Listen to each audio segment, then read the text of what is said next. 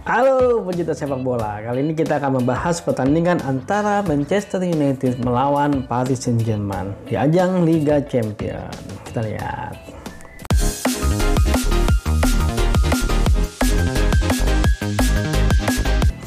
Nah, sekali lagi bagi kalian yang belum subscribe channel ini, jangan lupa subscribe ya, karena kita akan membahas apapun yang ada kaitannya dengan sepak bola, tentunya dari sisi pandang statistik sepak bola. MU lawan PSG, mereka sudah pernah ketemu ya di sebelumnya, yaitu pertandingan antara Paris Saint-Germain melawan Manchester United di ajang Liga Champions juga. Ya, pada saat itu Manchester United berhasil menang dari Paris Saint-Germain dengan skor 1-2. Hal mainnya di kandang Paris Saint-Germain ya, hebat MU. Nah, kalau kita ngelihat dari 4 pertandingan terakhir, mereka sebenarnya seri. Dari 4 pertandingan terakhir itu MU berhasil menang 2 kali. Dan Paris Saint-Germain berhasil menang 2 kali. Kalau kita melihat klasemen sementara, Manchester United saat ini berada di posisi pertama dengan poin 9, sedangkan Paris Saint-Germain berada di posisi kedua dengan poin 6. Nah, sedangkan RB Leipzig ada di posisi ketiga dengan poin 6 juga. Jadi Paris Saint-Germain belum aman ya. Nah, Manchester United pun juga belum aman nih, karena nanti pertandingan terakhir mereka akan bertemu dengan RB Leipzig. Jadi sebenarnya harusnya nih Manchester United untuk mengamankan posisi mereka harus menang ini melawan Paris Saint-Germain. Nah, kalau melihat 5 pertandingan mereka terakhir, baik Manchester United maupun Paris Saint-Germain sama-sama nggak stabil ya. Di Manchester United sudah 2 kali kalah dan Paris Saint-Germain pun sudah 2 kali kalah. Nah, mereka agak-agak masalah sepertinya nih 2 tim ini nih. Ya, mudah-mudahan ketika mereka bertemu ini mereka dalam performa terbaiknya ya. Oke, kita masuk ke tim statistik ya. Secara tim statistik, kalau permen statistiknya dari 4 penampilannya mereka di ajang Liga Champions, MU lebih unggul dalam hal golnya karena dia melakukan 3 kali gol karena MU melakukan 3 gol dalam satu pertandingan, sedangkan Paris Saint-Germain hanya 1 secara rata-rata. Secara shootingnya pun MU lebih unggul, yaitu di angka 14, sedangkan Paris Saint-Germain di angka 12. Aerial duel Manchester United lebih unggul di angka 46%. Nah, possession seri ini, nah, angkanya sama-sama di angka 51%. Passing successful, Manchester United lebih unggul di angka 84%. Average ratingnya juga Manchester United lebih unggul di angka 6,9. Nah, kita lihat situasional statistiknya ya. Secara conversion rate jauh sekali ini.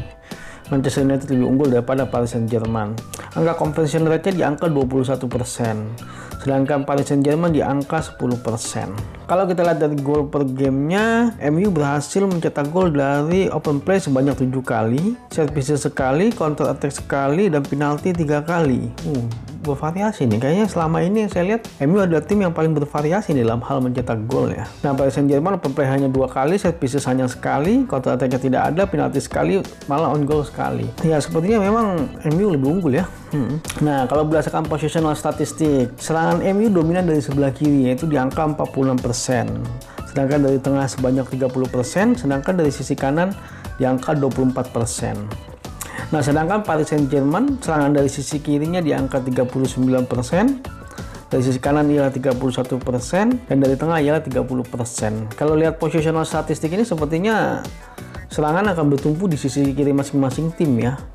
Nah, kita nggak tahu nih di sisi kiri apakah mereka ada perubahan strategi ya, tapi yang jelas MU itu sangat kuat sekali ya di sisi kiri. Dan ya, kalau menurut kami sekali lagi, ketika kondisinya tidak imbang seperti ini, berarti memang itu salah satu kelemahan sebenarnya. Kalau mereka bisa melakukan itu secara merata, maka itu adalah salah satu keunggulannya mereka, sehingga tim lawan pun akan kebingungan gitu ya, ketika mereka bisa merata baik dari sisi kiri, dari tengah maupun dari sisi kanan.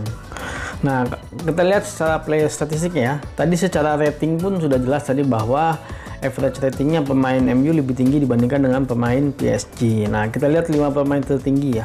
Dari 5 pemain tertingginya ternyata Manchester United jauh lebih unggul daripada Paris Saint-Germain. Manchester United ada 4 pemainnya yang ada di peringkat 5 besar, sedangkan PSG hanya ada 1, dan itu pun di posisi kelima.